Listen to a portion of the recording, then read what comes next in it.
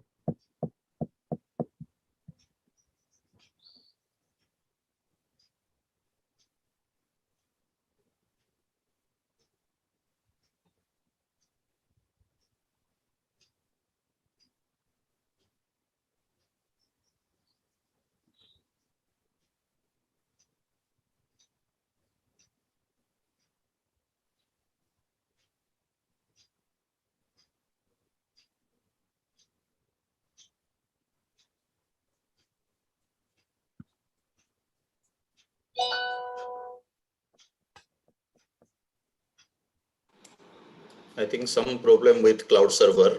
However, I made it a YouTube live, so you can continue, please. Sir, we can simply record, I think, on the machine also, if that is okay. Yeah. This is maybe connectivity is very low, so that's why it is not taking. That is failed to connect to cloud server. So no problem. You can we can go ahead. It is however it is on live. No problem. Okay, sir, fine. I am trying in the meanwhile if it is connected. Okay, sir. So you start. Very good morning and hello to all my participants of Life Skill MOOC Level 1. We are here at the end of this MOOC, which is the last week of the MOOC, week 6. And we are we are starting the live session, which is based on the modules of week 6. And the topic for today's live session is leadership and emotional intelligence. So before proceeding further, we will just recap what we have done in the week 6 on the course platform. We have read about what makes a person leader, models and various theories of leadership like universalist theory, behavioral theories and contingency theories. So we have talked about all these 3 kinds of theories as well as what makes a person leader. And I'm really very happy to share here Dr. Padmaja and Dr. Manas Ranjan Panigrahi that few participants have raised very good questions in the forum to the fellow participants. That have you developed any kind of skills? I mean, they're very, I think those questions shows that how our participants are engaged with the course and which kind of questions and what they are trying to understand. This shows that they also have developed certain those qualities in themselves, or they are at least trying to develop these qualities in themselves while learning through this course. I was just visiting the forum and I came across many such questions. I'm just reminding right now one. So very, very attentive participants. And that is why many of the participants have already joined this live session. whoever has not joined will be able to see it later on the portal itself, this video of this session. Now moving ahead for this session, uh, we have with us, I would like to welcome Dr. G. Padmaja. She is Head, Center for Health Psychology, School of Medical Sciences, and also Deputy Dean, Students Welfare. So her profile also is very student friendly, I will say that for participants also. And she's at University of Hyderabad in India. Welcome, ma'am, for this live session. Welcome to all the participants for this live session. Thank you, Dr. Panigrahi, for this opportunity which is given to me to interact with the expert as well as the participants. So before further going on, I'll request the participants, whatever questions you have, you can either post in the chat box, question answer box, or you can raise your hands. We'll give you the permission to talk to the expert and ask your questions directly here. The question may be from this session, and also they can be from the week 6 or week 5 also. Ma'am was there with us for week 5. So please be ready with your questions. Ask a lot of questions. We welcome every kind of question so that you are interactive, and also the purpose of this course that you're developing those life skills in you so that everybody can take benefit from these. Welcome, Dr. Padmaja. Now I hand over this session to you for the further process. Thank you and welcome, ma'am. Thank you so much, Dr. Monica. I thank Dr. Manas Panigrahi and Dr. Monica for this good opportunity given to me to conduct this webinar. In fact, this gives a scope to all the resource people to directly interact with the participants. And participants, I have been seeing your discussions in the forums, and I have been visiting the forums, and I have been, some of the questions raised are very pertinent and also are interesting. And I'm seeing that there is a very healthy discussion and interaction which is going on in the forums. And that is something which is very welcome to both the resource person who has conducted the sessions, who is conducting the sessions, or who is teaching, as well as to the participants. I appreciate the enthusiasm shown by the participants and ease being shown by the participants as well. So I have been talking for the past 2 weeks about various aspects of leadership, and probably and in the next level there will be more that I will talk about. But in the context of the present changing circumstances, and talking about the application aspect of the skills, I thought it pertinent to talk about certain other aspects in addition to whatever has been presented to you. That's how last week I had talked to you about leadership in the crisis situations, and we tried to look at certain case studies as well, and also looked at how in the current pandemic situation leadership becomes very important, and how right from the beginning of the sessions I have been telling you that it is not just the technical knowledge which counts, it's not just the hard core which counts, but it is also the soft skills which count. And that is where the leadership skills have come into the picture. And that's how when I talked last week about leadership in crisis, I have had certain interesting interaction with the participants as well. And now I'm going to one more important aspect of leadership. In fact, there has been a lot of debate about who a great leader is. For decades, this has been going on. In history, we have seen leaders who have been successful, who have been extremely successful, but never remembered. History never remembered them. Probably they have done certain things, but then they have never been remembered as individuals close to the people who they have led, to the teams that they have led. I'm talking both in terms of the history in India and in other countries as well. So also with companies which must have made huge profits, we have also seen the turbulence and the ups and downs which they have been facing. Why? Very often, while the production, while the quality and the quantity and the kind of utility to the people, to the consumers, and to the users is important. Even within the organization, maintaining that balance, a kind of homeostasis where the leader and the led can be comfortable with each other and work as a team together is important. There are some people who, out of theories, they learn and then they implement to a certain extent whatever theoretically they have learned to a certain extent, but that doesn't become a core of their personality. They limit themselves to, the superficial tip of the iceberg, superficial talking about how a leader has to be and trying to make believe. But then that doesn't sustain for long. That doesn't sustain for long. After a decade or so, after a few years or so, what happens is the true personality emerges.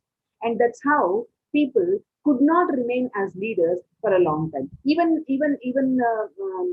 the so-called great leaders could not sustain, maintenance of their image for long because this, there are certain qualities which are integral, which we have to integrate into our personality in order to be successful leaders, and emotional intelligence is one such quality. People who cannot regulate emotions have not remained as great leaders. They may be great task achievers. They may be great people who are good with their technical skills.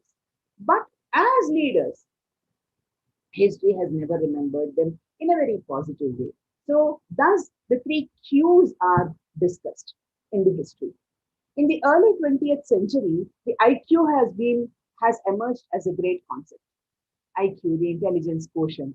People have talked, especially after the world wars, around the world wars, around the time of world wars, the concept of IQ has emerged owing to the conditions at that point in time and needs at that point in time. And then that has led to a lot of research and debates as well. Even today, that's a point where which is debated by many people. Then in mid 1990s, of course, who proposed the concept of emotional intelligence and all is we will be discussing today in our session. But Daniel Goleman is one person who is known for his discussions on EQ, which measures the emotional intelligence, the emotional quotient, which measures the emotional intelligence. So while IQ talks about the rational intelligence at the cognitive level, EQ is a little more than that. It goes into the feeling aspect of it, which is the basic requirement for thinking. There is no thinking which can be successful, which can be adaptive, which can be useful, which can be applied without EQ, without feeling. Thinking has to be accompanied by feeling of the self, of the others as well. Very often people are obsessed with the feelings of the self. No, feeling of self is as important as feeling for the others, and feeling for the others is as important as feeling for self. So, feeling does not just mean being self obsessed. And of course, the third Q that we are talking extensively even today is the spiritual intelligence or SQ. So, in today's session, I'm going to majorly emphasize upon the emotional intelligence aspect of it. Probably, if time permits me, with the permission of the coordinators, I may go into a little bit of spiritual intelligence, provided the time permits. But majorly, I'll be focusing upon emotional intelligence. Now, emotional intelligence it's a key component for effective leadership. A leader cannot reach his team, his members, those who are being led, the group that he is interacting with, without emotional intelligence being strong and balanced. What is this emotional intelligence? What does it comprise of? It is the ability to be perceptive and integrate the emotions of self as well as the others, and having a sound situational awareness.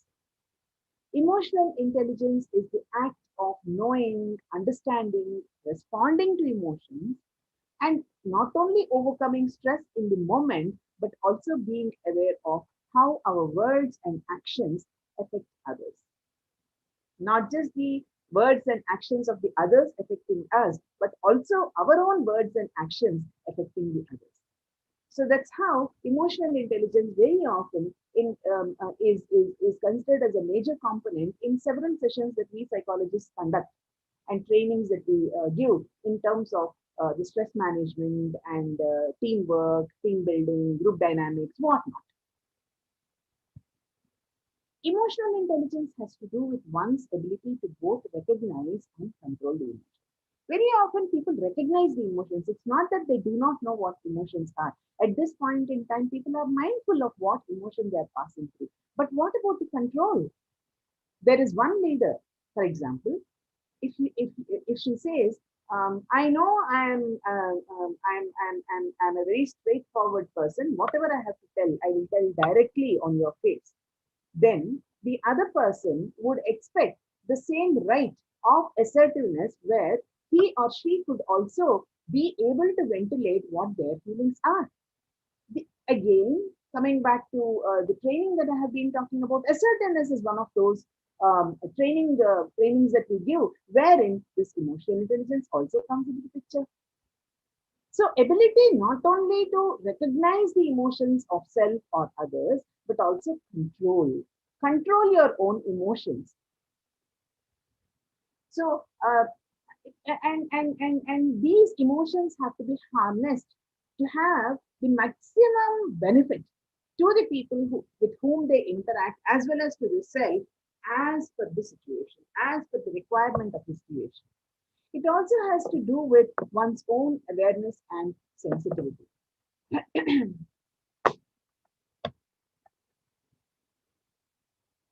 It also has to do with one's own awareness and sensitivity towards others' emotions.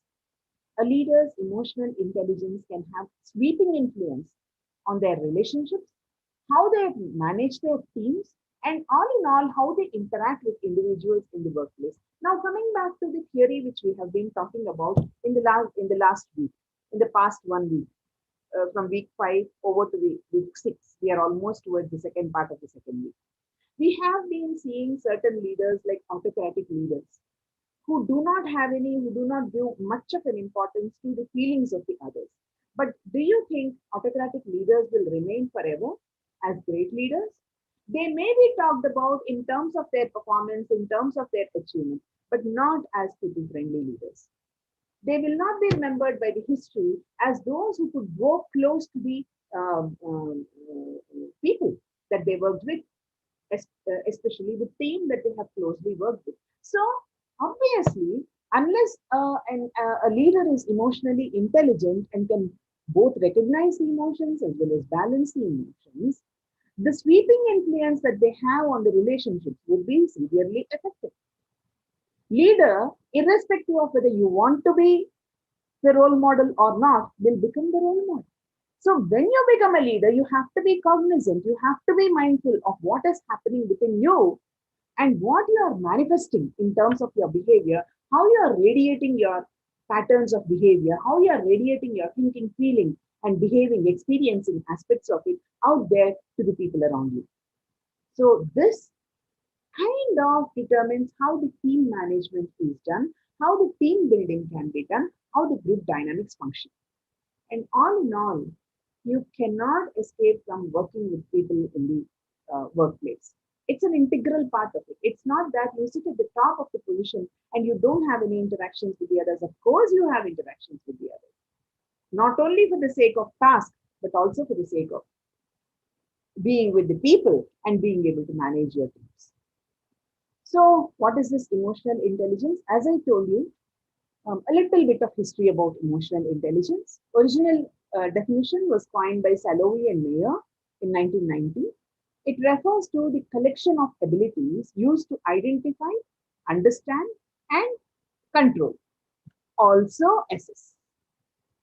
So, according to Daniel Goleman, however, an American psychologist who helped to popularize this concept of emotional intelligence, I have at the end of towards the end of the session, I have given you the links to certain YouTube videos where you can watch open source. Probably you can watch certain videos which have been presented by Daniel Goleman himself. There are 5 key elements according to Daniel Goleman. 5 key elements. when it refers to the emotions of the self and the others. Yes, understand, identify, understand, control, assess everything. But along with that, there are certain key elements. The first and foremost is self-awareness. People who are aware of themselves can understand the emotions of the others. People who are aware of the emotions of self can understand the emotions of the others. People who can respect their emotions can respect the emotions of the others. People who can control their emotions can facilitate and help people balance their emotions as well. Person who has a self-awareness where he can not only identify but also understand and also balance, regulate his emotions or her emotions can also help others as facilitators. Mind you, I told you, leader can become a role model irrespective of whether you want to be or do not want to be. Because learning happens not only by conditioning, reinforcement, classically or by operant manners, but also by observation. Vicarious learning may happen, observational learning may happen, imitative learning may happen, social learning may happen. So, putting together, learning can happen whether you want to be a role model or not. A leader is looked upon as a role model, irrespective of whether you are. However, that's not necessary that leader is the only role model. It can be one of the role models immediately available, and that's how a leader's effectiveness and efficacy is shown by being able to mingle with the others, understand the emotions of the self, thus also understanding the emotions of the others. So self-awareness is the first and foremost. And as an integral part, I also talked about the second element, the self-regulation aspect of it. Self-regulation is equally important as well. Self-regulation is important for the leader in order to help others to regulate their own emotions. When you can regulate your emotions, when you can balance your emotions, it's, remember, I'm repeatedly telling you about the task as well as people orientation.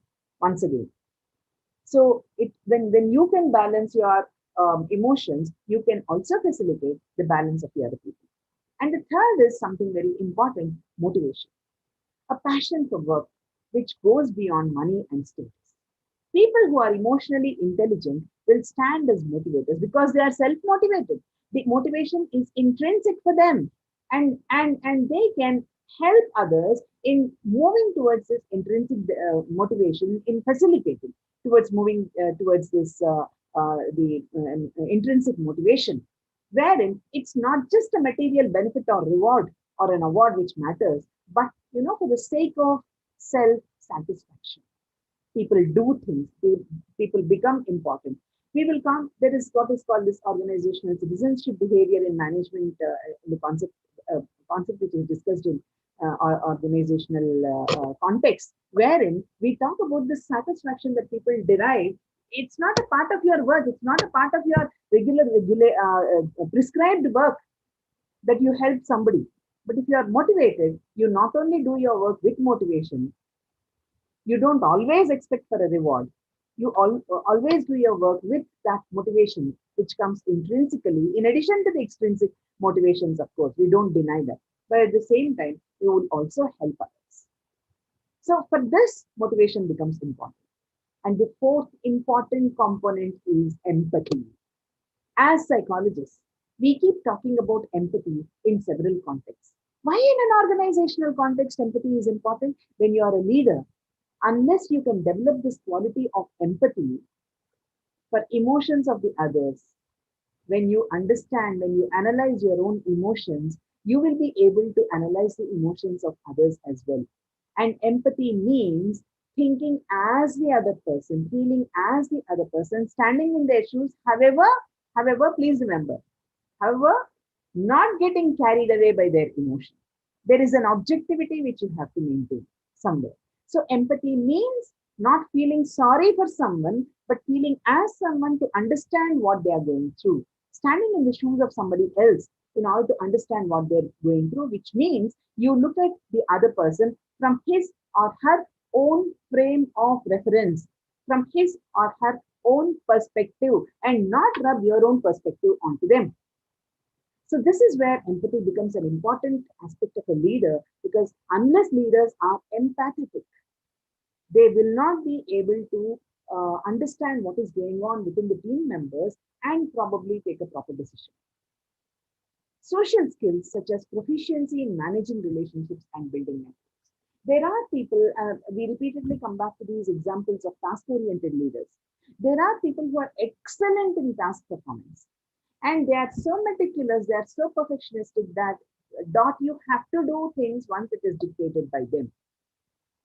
They often say, very often, people report, as a counseling psychologist, I come across people who keep talking. My boss says, when I can do it, why not you? When I can do it in 1 hour, why can't you do it in 2 hours? And my simple answer is, Madam, I'm not him. I'm not her. I do things my own way. You understand the gap between the leader and the led? If they are non-assertive, they may not talk for a long time, but the work functioning and the work will be effective. I hope you are with me in understanding this need for emotional balance and empathy. And social skills are required for a leader in order to manage relationships and building networks as well. So high performing leaders generally, we see, going by the case studies that extensively are available for your reading, high performing leaders tend to have higher emotional intelligence compared to their peers. Like, for example, there are certain organizations where which are technically based, they need some technology base, but then non-technical CEO becomes more successful in a technical company compared to a technical CEO. A technical CEO may be highly qualified. So technically, he may be sound in understanding what is right and wrong and critiquing it and getting things done. But a non-technical CEO may also look at the people aspect of it.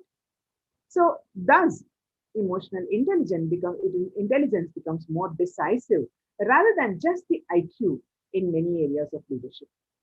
Goldman believed that leaders high in emotional intelligence are the key to organizational success. So that is the reason why today, when a leader is being chosen, it is not just for the sake of the technical skills that the leader is being chosen. Today, people skills have become equally important. Understanding human relations and being able to balance oneself in emotions is equally important. And Goldman stated also that leaders must have certain abilities. What are those abilities? One, to know employees' feelings in the workplace environment. Very often we hear words like, especially from the leaders, in an organization, it is a task which is important, it is not individual feelings. This is not a home. This is not a home to talk about individual feelings or think about individual feelings. This is what they say. While we agree that organization is a workplace, it's not home, it's not family, but emotional intelligence is important both in personal relationships as well as professional relationships. After all, we are working with fellow human beings. They are not machines. And even machines need to be understood. Very often, people who work with machines tell that my machine only I can understand how it works. That even applies to our simple daily machines that we use. To know employees' feelings thus becomes very important in workplace environment. And when trouble occurs in terms of either interpersonal relations or carrying on with the work or whatever, in order to interfere with that kind of situation where the trouble is there, you need to have the intelligence, emotional intelligence. You must have the ability to understand, to balance yourselves and take care of things. And of course, to control their own feelings, control one's own feelings. There may be a situation which may be emotionally charged. So if during that situation you are also emotionally expressive and you only bother about your emotions in the process and not understand the emotions of everybody in the situation and try to remain balanced, then that control of one's own feelings may have an effect. So ability to control one's own feelings is also equally important. Ability to realize the possible interventions within an organization, in whether you have to have a psychosocial intervention, whether you have to have a technical intervention, what is the intervention which is necessary when there is a problem. That, for example, there may be an individual who may be technically sound, but he or she may not be able to perform in a particular task. Why is it that this person who is technically sound, why is he or she unable to perform on this particular task? You need to know from the personal angle as well. You need to have the perspective from his frame of reference as well. So this is where, in order to understand the people, you should be emotionally intelligent. Once you understand the people, analyze them, assess what is happening, then probably designing interventions and implementing them would be the next step, which may be pretty easy. And effective leadership basically correlates with the ability of the leaders, one, to establish confidence among employees.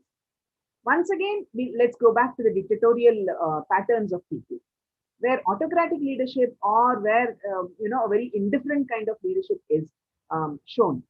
When things are seen by the employees as not pertaining to their feelings and their thinking and their involvement, then such a leader will not be trusted by the employees.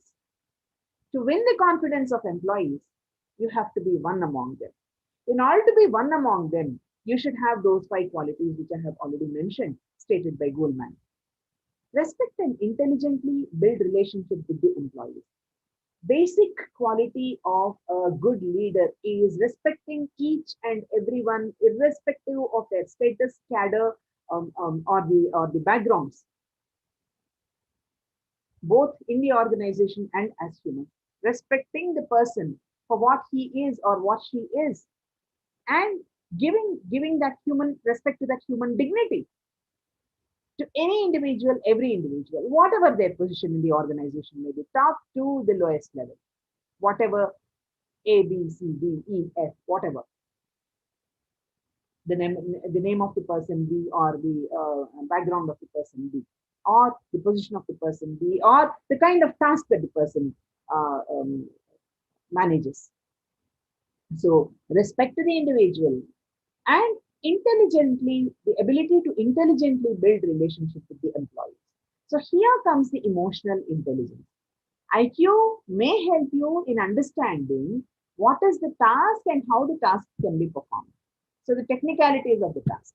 But EQ also is important, equally important, and sometimes a little more equal, because you should know how to get the task done.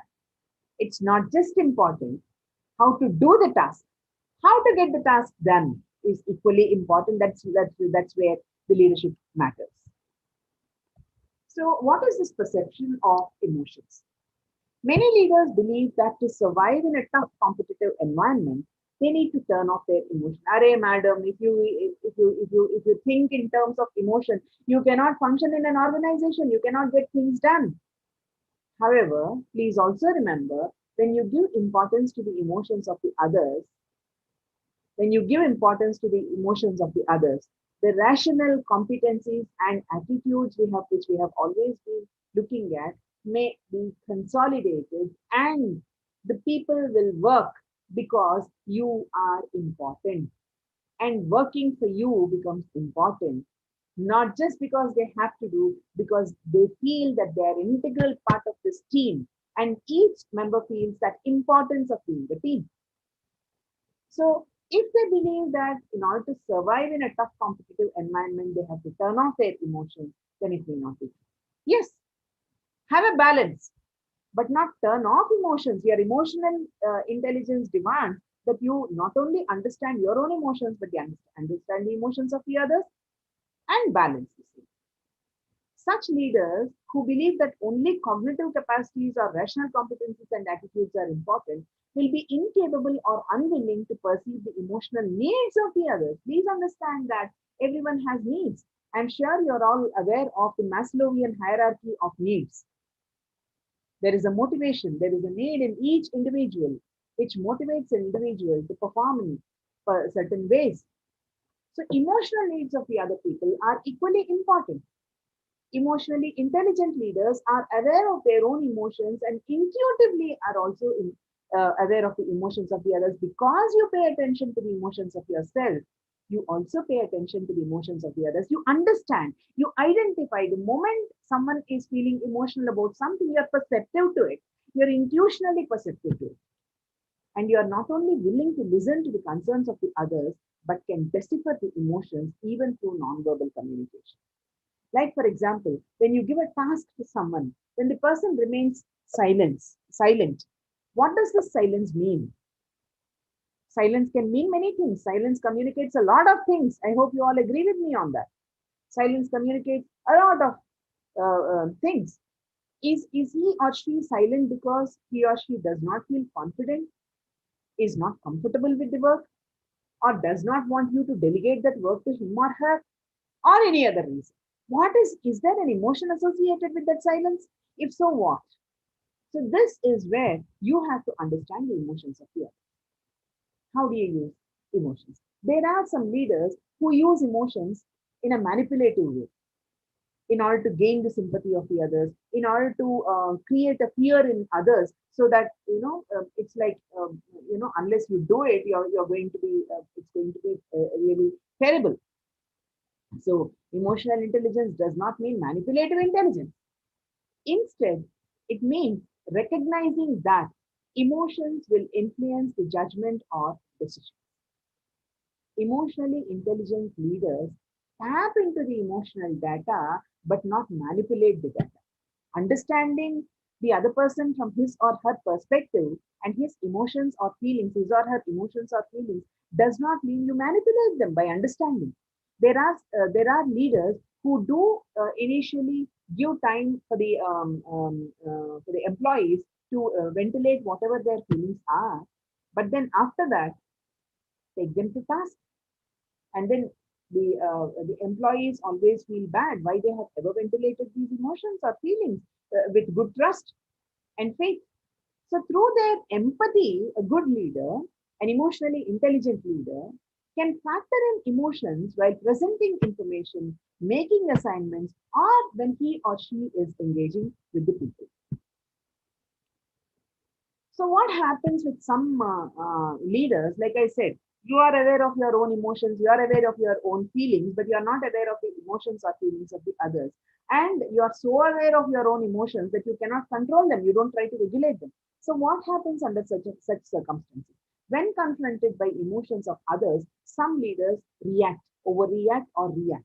They don't respond. They react. I hope you know the difference between reacting and responding. There are some leaders who react. Like, for example, when there is an outburst from an employee, there may be an angry retort from a leader. Whereas an emotionally balanced leader would understand the outburst and look at the emotion being responsible for the outburst of the individual, and then try to look at the source of that emotion. What must have made this outburst possible now? Emotionally intelligent leaders, thus, on the contrary, try instead to understand that source of emotion. This person who has never been aggressive, why did he or she shout at this point in time? Why was he or she aggressive? What must have been the reason? Where is the source of that aggression? Where is the source of that emotion? What might have contributed to it, and what can be done in our team? They might first then seek to calm the emotion. You might be seeing people when somebody is under emotion, they just take them physically away from there, or they just say, yes, yes, yes, I understand your emotion. You are feeling emotional at this point in time. I do understand that this is how you're feeling. That calms the other person instead of a retort, an angry retort. Of course, exceptions are always true. And once they seek to calm the emotion, then they ask open questions where the team members have the scope to ventilate. And why open questions and why not closed questions? Closed questions may have one or two word answers. They may not give scope for analysis or interpretation or for ventilation of things which otherwise wouldn't be possible to share. So open questions, on the other hand, will help you uncover the roots of emotion. It helps you to reach the roots of emotion. And managing emotions begins with resisting the attempt to ignore or suppress them. Leaders who are not very successful try to either ignore the emotions as though they are not present at all, or very with an iron fist, they may try to suppress the emotion.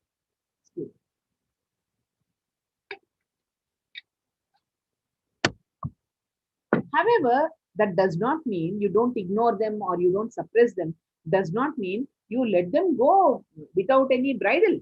No, it's not. That's not the case. It should not be uncontrollable. As a leader, you should also know where to draw a boundary, where to draw a proper line, where to draw, where to make it very assertive. So the key is, just according to Fleming, the key is to select effective emotional strategies to get to a certain emotional outcome in social situations. Balance of thinking and feeling, like I have shown over there, balance of thinking and feeling ensures better decisions for both the leaders and followers. That does not mean just because I'm saying give importance to the emotions as well, that does not mean you only look at emotion and you don't give importance to the cognitive aspect. There has to be importance, it has to be balanced. And what are the major qualities seen in an emotionally intelligent leader in organizations?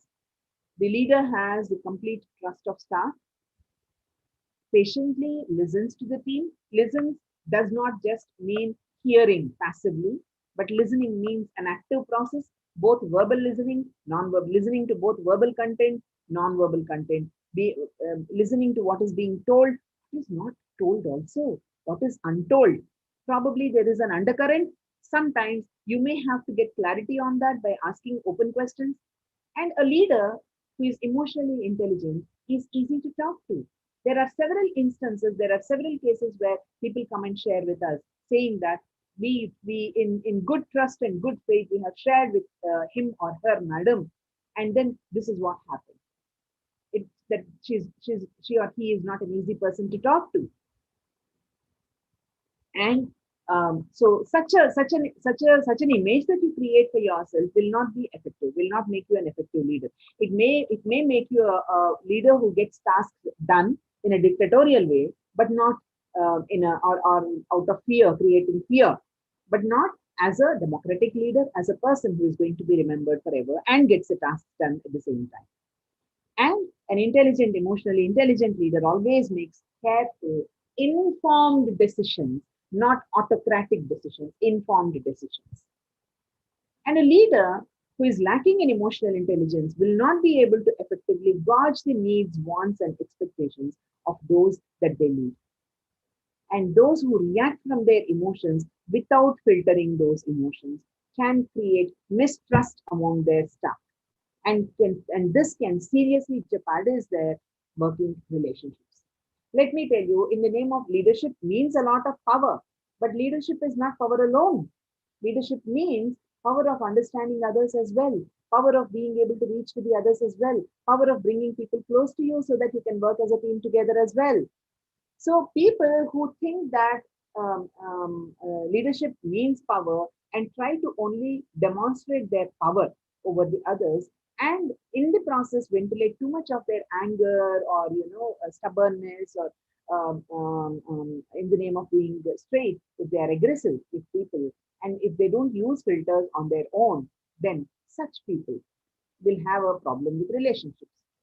Those who react with erratic emotions can be detrimental to overall culture of the organization. Very often, because of the leaders, there are instances where there is a lot of floating from the organization in terms of employees moving away in spite of liking the pay packages, liking the kind of work that they're given opportunity for. Just because of the incapability of leaders, there may be a movement away from the organization. And also, even if they have to retain very indifferent kind of, or because they have to do something, they just do it, but not with with the balance which I have shown earlier. So the overall culture may be affected, it may be detrimental to it. The attitudes of the people and the positive feelings that they might hold for the company and the mission, all these will have an effect. That's why leadership is very important.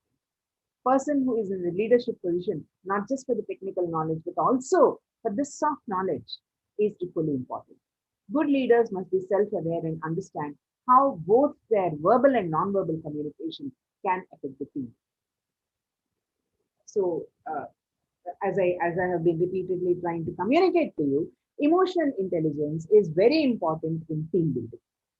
Emotional intelligence has a significant impact on team member relationships and their effectiveness in reaching a team's goals. Unless you reach the people, you cannot get the task done. People are as important as the task, and you need emotional intelligence and a balance of your balance and regulation of emotions in order to be reachable to your people.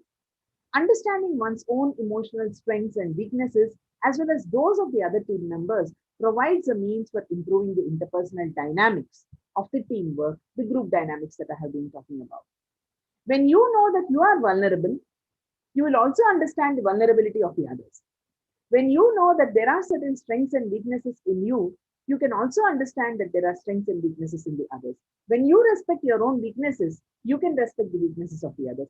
Hence, we started with self awareness and we moved on to self regulation, as Goldman has stated.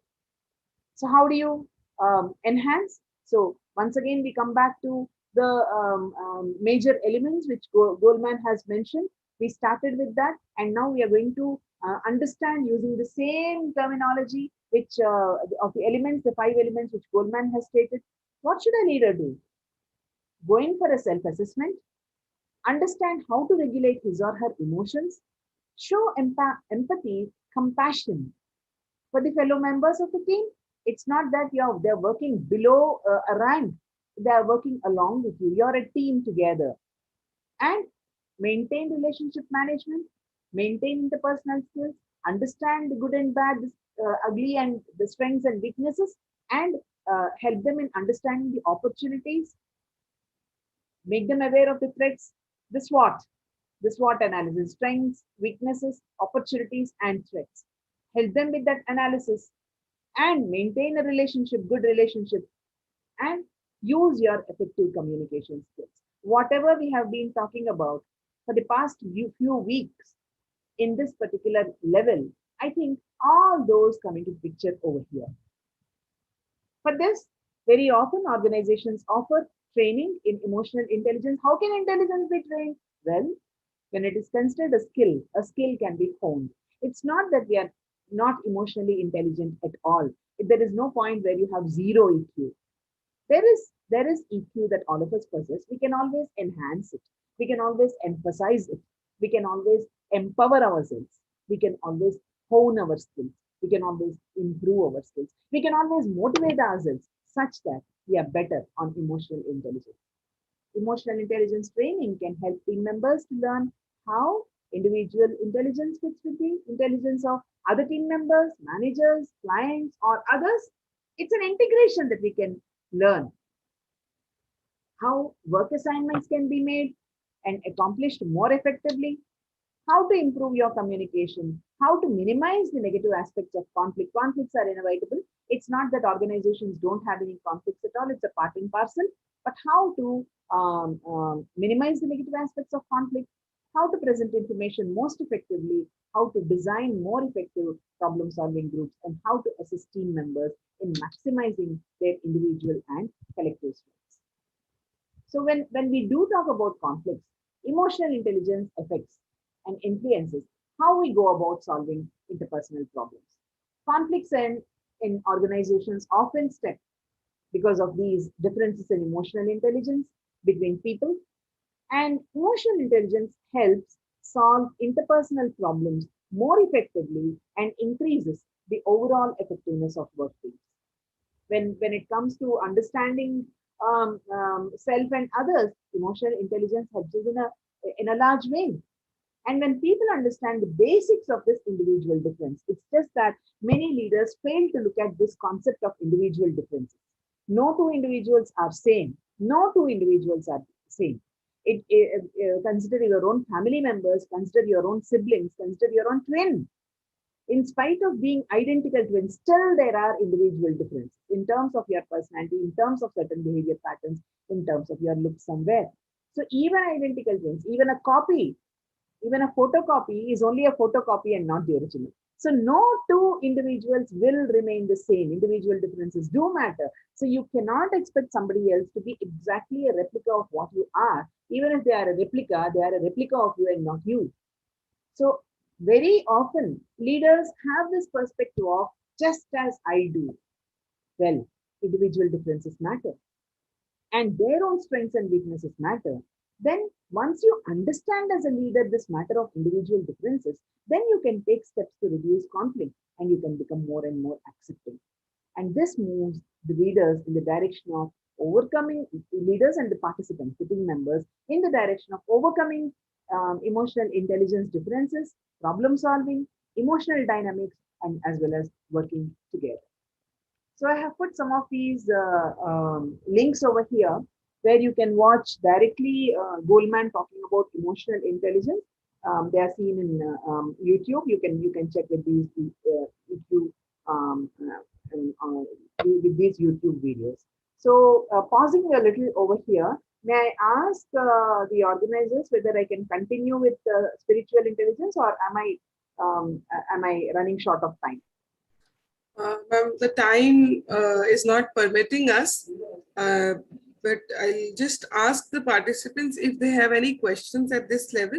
We can take them. Otherwise, we can maybe for 2-3 minutes, we can just go for the spiritual intelligence part so that we have some knowledge of it, but we don't have much time. So I'll request all the participants, if you have any questions, you can raise your hands. Or as I've written in the chat box, please write in the chat box or question and answer box.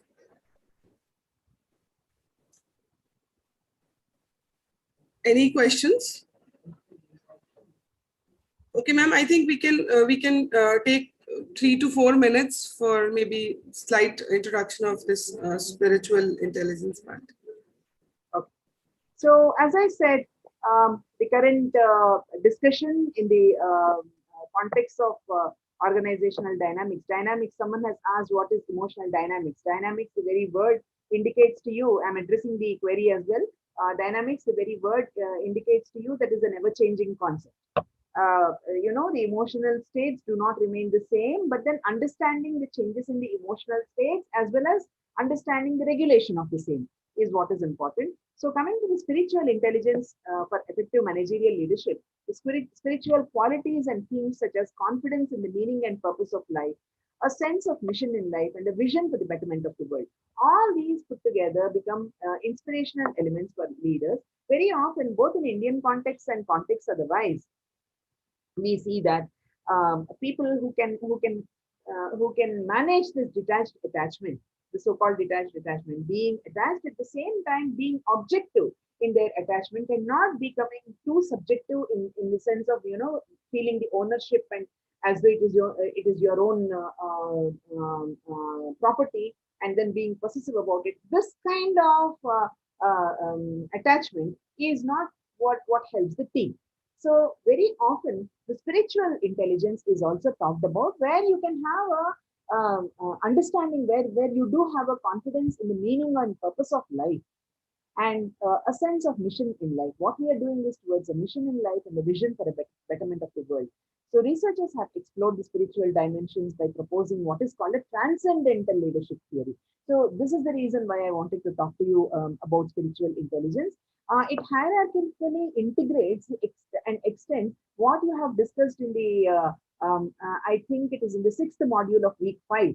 We talked about transactional and transformational theories of leadership. So this is, it integrates both transactional and transformational theories of leadership and goes beyond. So that is what is transcendental leadership, where there are certain important dimensions of spirituality, namely consciousness, moral character, and faith. So once they grow in spiritual development along these dimensions, they develop greater awareness and intuition along the consciousness dimension, guided by the internalized set of universal values along the moral dimensions, and are more inner directed along the faith dimensions. So what happens, the ultimate outcome is With the help of these developments of the skills that you develop over here, there is a better internal locus of control and thus greater leadership effectiveness. What is this internal locus of control? You don't hold somebody else responsible for whatever is happening with you and by you. There is a control from within and not from without, from outside. There is an increasing interest in this integration of spirituality into the business leadership in the organizational literature now, and effective leaders manifest greater awareness and self-knowledge, which are components of spiritual intelligence, and they exhibit greater inner directedness in the form of creativity, which is important for effective leadership. And studies suggest that several SQ qualities relating to meaning, intuition, self-knowledge, self-awareness, and what is that egolessness, which is very difficult, isn't it?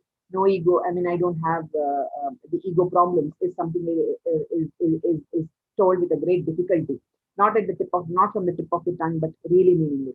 And humanity, which is lacking in many of leaders, which is very difficult for many leaders to really believe in. That may contribute to effective business leadership. So I think I'll stop over here since the time is up, and I think I conclude. Dr. Monica. Yes, thank you, ma'am. We have one question from Ragalata Ramapuram. The question is, what are emotional dynamics? I have already addressed that in the last part that I have talked about. Emotion, the very word dynamics indicates that it is like a flowing kind of thing. It doesn't remain the same. For example, the kind of emotion that you may exhibit at a point in time may not remain there for long. It may move, it may change. So at that point in time, unless you understand, as a leader, unless you understand that emotions are not stable, they keep moving, they keep floating, there is a possibility of ups and downs, or there may be a possibility of a balance as well. Understanding why I'm emphasizing upon the reason, upon the word why as well. Understanding why and how emotions keep changing, or people act under the spell of some emotion, or people have certain emotions demonstrated. Unless you understand that, it will be difficult for you to become a good leader. This is what it means. The how and why of emotion and the change in the emotion. That's what it means. Ragalata, if you have any further query in this, you may ask. I have given the permission for you to talk. Any other question from any other participants? You may also raise your hands.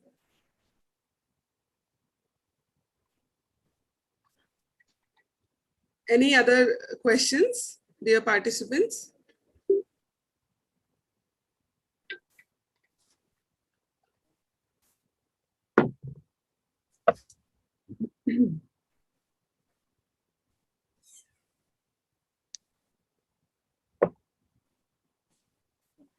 I think, ma'am, that was the only question we have received this time.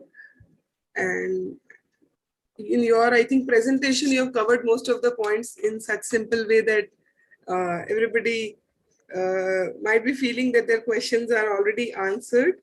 So we are moving towards the closing of the last live session of this MOOC, Life Skill MOOC Level 1. I'll just simply summarize what we have discussed today.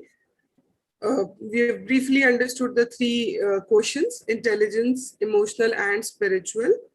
We're focusing on emotional intelligence, meaning in detail, and emotional intelligence, which is, we have understood that it's a key component of leadership. Then key elements of emotional intelligence, according to Goldman, we have discussed. The five major elements were self-awareness, self-regulation, motivation, empathy, and social skills, which were discussed in details. Then abilities of leaders, which I've understood, the four abilities we have discussed, the emotional abilities of leaders to handle the situation. Then the major, I think, thing was how to do the task is our intelligence quotient, but how to get the task done, where the role of emotional intelligence comes in, and which plays a very, very important role. Then at the end, ma'am has also focused on contribution of spiritual intelligence in leadership. In very brief, as the time was not permitting for major details out there. So thank you, ma'am, for such informative and simple session so that we all can understand this emotional intelligence, where I think the very simple thing was that are we regulating or controlling our emotions? Or basically we are reacting or acting on the emotions of others. That is a very, very important thing which we are learning in our different areas also. So we have to be focused that whether we are reacting or acting on the problems or the emotional things posted by our colleagues or the people working under a particular leader. So these are a few points which we have discussed during this session.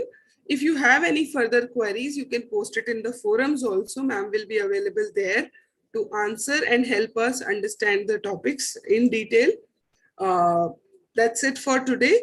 I would like to thank all the participants who could join for this live session. I would also like to thank Dr. Padmaja. She has taken out time for this presentation and a very well planned presentation. Whereas it seems very simple, but it's a very difficult topic of emotional intelligence, to how to handle this topic. I would also like to thank the complete team of Life Skill MOOC who have been directly or indirectly helping, supporting us during this Life Skill MOOC.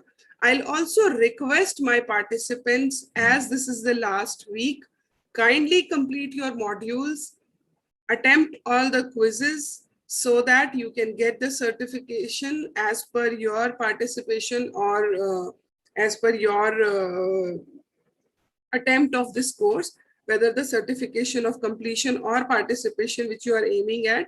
But do complete your quizzes and also all the modules, so that you're not there is no such time that you're missing out on this certificate.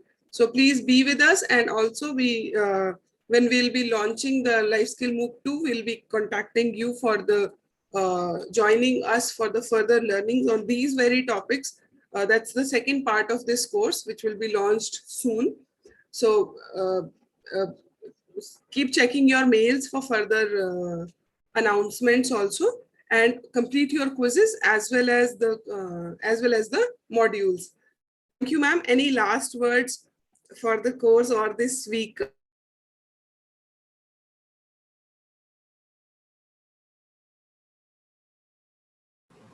Yeah.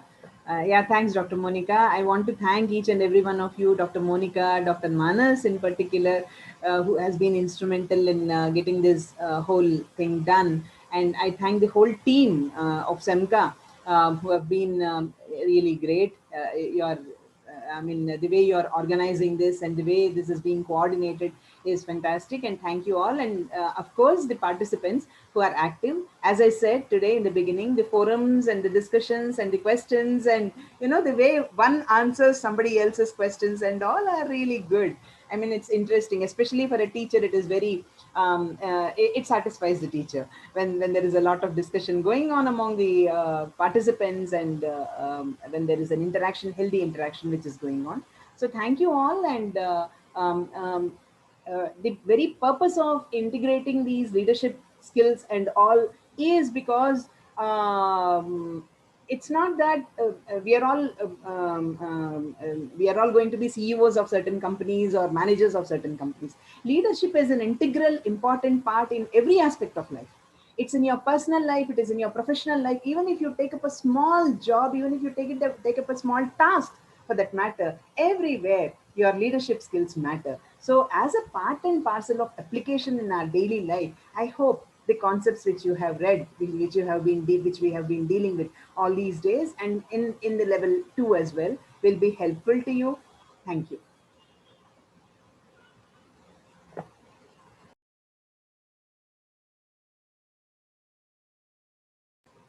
You're mute, Dr. Monica. Thank you, ma'am. Now I'll request Dr. Manas for any last words to the participants and the team members. Sir, you are muted. Yeah, very good morning to you all. Thank you very much. Very interesting talk. Entire the time I just listening to Padmaja, that is leadership and emotional intelligence, how emotional intelligence is connected with the leadership, and a leader can perform with the stable mindset and managing with different emotions. Thank you very much, Dr. Padmaja, your excellent presentation. And I hope all our attendees and the learners definitely get largely benefited out of this live session. And as per our normal practice, we will upload this video to the platform. I hope you will encounter with a lot of questions and queries in the platform, and through your availability in the platform, our learners will get much benefited, getting their own answers and discussion with you very closely, asynchronously on platform.